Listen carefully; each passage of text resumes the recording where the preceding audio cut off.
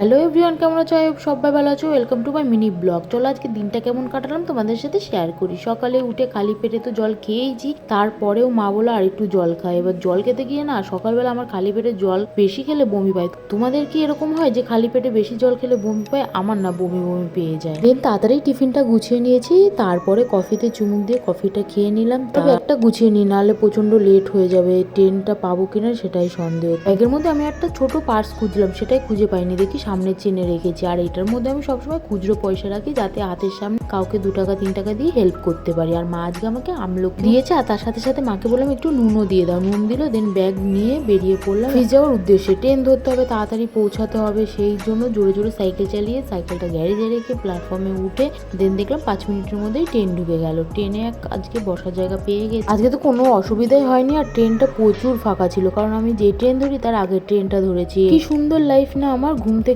কোনো রকম তাড়াতাড়ি করে উঠে রেডি হয়ে দেন অফিসে এসে কাজ করে বাড়ি যেতে হয়। কারা কারা এরকম সকালবেলা ঘুম থেকে উঠে কাজে যাওয়ার জন্য তাড়াহুড়ো করে ট্রেন ধরো? তবে যে ফ্যামিলির দায়িত্ব নিতে শিখে গেছি সেটাই বুঝলাম না। এই তো মনে হলো সেদিন মাধ্যমিক উচ্চ মাধ্যমিক পাস করলাম। যাই হোক, প্ল্যাটফর্মের 5টা 40-এ ট্রেন দাঁড়িয়ে আছে, কোনো রকম ভাবে দৌড়াতে দৌড়াতে এসে ট্রেনটা ধরলাম। দেন দেখি কালী পুজোর লাইটিং গুলো এখনো জ্বালিয়ে রেখেছে, আর আজকে না খিচুড়ি দিচ্ছে প্রত্যেকটা জায়গায়। আর এই লাইটিং গুলো দেখতে তো বেশ ভালো লাগে। পুজো শেষ, আবার একটা বছরের অপেক্ষা। বাড়ি গিয়ে মনাকে বলছিলাম 2 দিন পরে তো তোর জন্মদিন, কিন্তু আমার কাছে তো পয়সা নেই, জন্মদিন কি করে সেলিব্রেট করবো? তখনও বললো এই না, আমার ঘরে যা যা পয়সা আছে সবটা দিয়ে তুমি জন্মদিন করো। ওর ঘরটা ভেঙে সব নোটগুলো আলাদা আলাদা সেপারেট করে দেন 10 টাকা 50 টাকা 100 টাকা আর খুচরো পয়সা সব মিলিয়ে হয়েছে 2100 টাকা। ওর জন্য আবার নতুন একটা ঘট কিনতে হবে, যার মধ্যে ও 500 টাকা রেখে দেবে। আমাদের বাড়ির পাশেই মাঠ আছে, সেখানে হয়েছিল কালী পুজো। এবার কালী পুজোর প্রসাদ দিচ্ছে, মাইকে অ্যানাউন্সমেন্ট করছে যে